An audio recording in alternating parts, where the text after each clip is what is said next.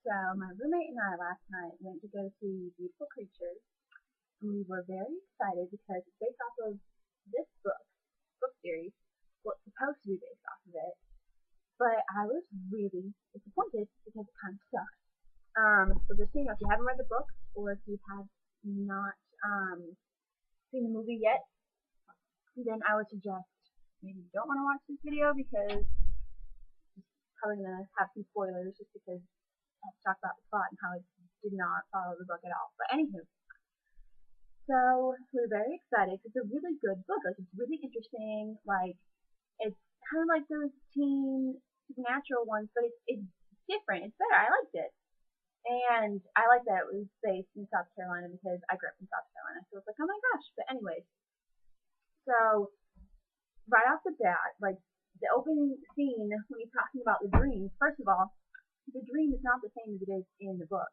In the book, he dreams that he's like holding on to this girl and he's trying not to let go, and he eventually has to let her go, and she falls and wakes up like the mud and shit. But then this one, she's like, oh, I see this girl standing on a hill, and the wind is, making the face cover her hair, and I try to get close, and then I get shot and die. And I'm like, no, that's not how it happened.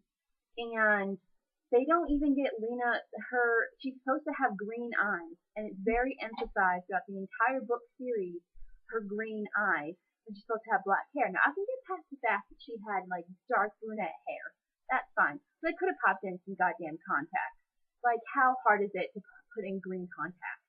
And the kid who plays Ethan, that's not how I pictured him at all. Like, I don't know, I didn't like it.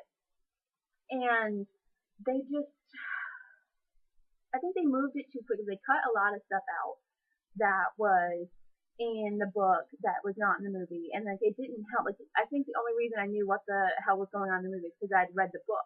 If I had not read the book and I went to go see the movie, I would be like, "What the fuck is this shit?" And actually, the whole time I was thinking, like, "What is this?" I wanted to walk out, but I spent like $11 to go see the movie, so it's like, well, I'm just gonna stay and get my money's worth. But then, like, they don't hardly spend any time at school, which throughout the books it was very emphasized how like in the first book it was really emphasized on how like she's at school and it's hard because she feels like everyone's like judging her, and it's it, it shows that Ethan is like going against his friends at school because he like sits at the lunch table and stuff. They don't even mention that he's on the basketball team. They don't even do the like homecoming dance that um that they were supposed to go, and Ridley, the whole thing was Ridley. They changed the day of her birthday. Her birthday's not December 21st in the book. It's like I think it's like February or something like that. It's like later on in like February, or it's I don't remember the exact month, but I know it's not December 21st. And then they revealed who Seraphine was way too early. Like they did that in the first like hour of the movie, and that's not how it's supposed to be. Because in the book, when you're reading it, it's supposed to be at the end. You're like, oh shit, this person was Seraphine the whole time, and you were not totally not expecting it. And so it's supposed to be like a big surprise. They totally ruined that. Um, and then they didn't have Emma was not his like caretaker, like maid, almost like nanny, like he is, and she is in the book. They had her combined with the character who is also like the librarian. They combined those two characters, which I did not like. He never even showed his dad because in the book, his dad never leaves the study, but it's like he shows up a couple times, and there's a whole emphasis on like he's supposed to be writing this book, but then Ethan figures out that he's not writing anything, and he's like gone fucking crazy. They never even showed his dad at all.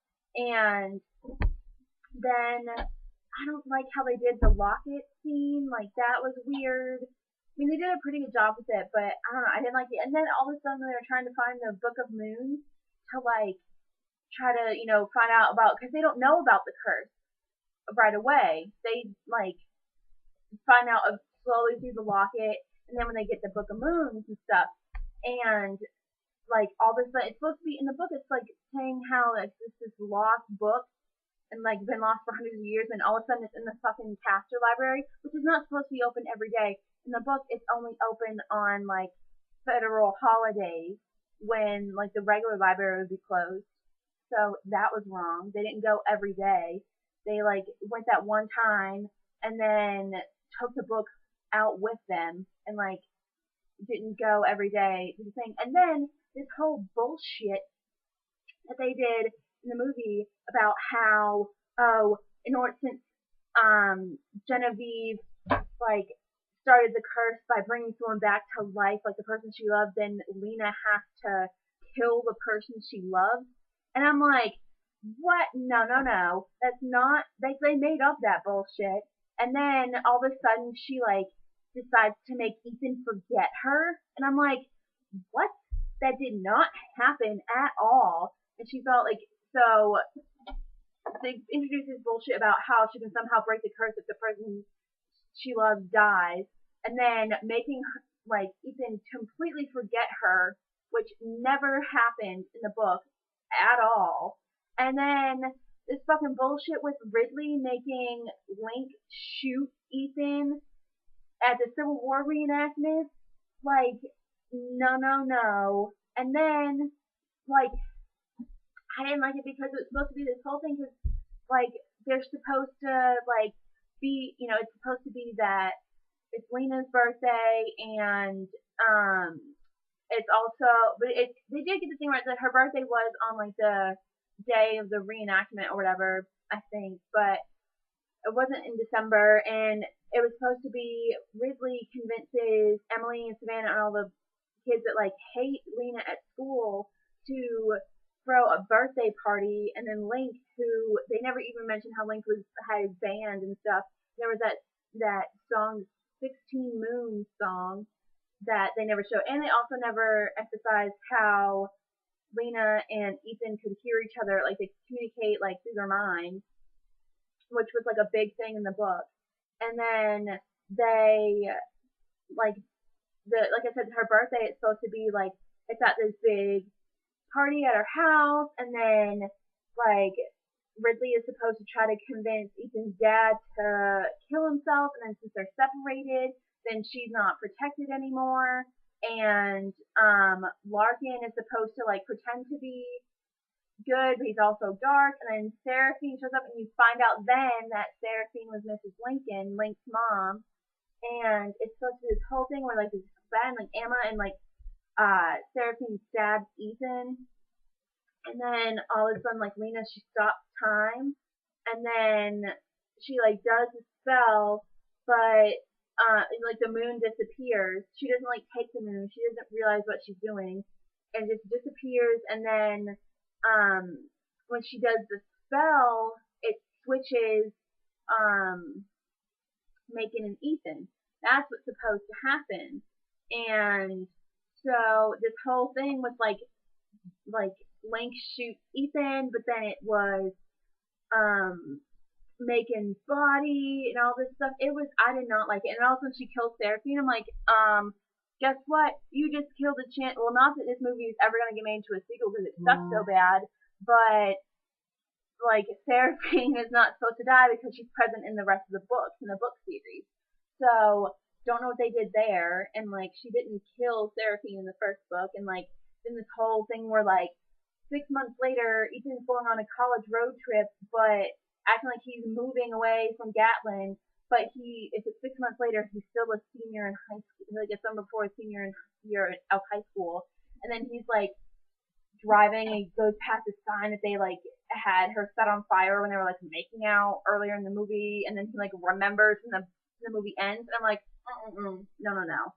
I did not like it. Me and my roommate were so mad. Like, it was just horrible. And plus, the acting was horrible. Not only did they butcher the storyline, if the acting was good and they butchered the storyline, it would have been maybe a little more bearable.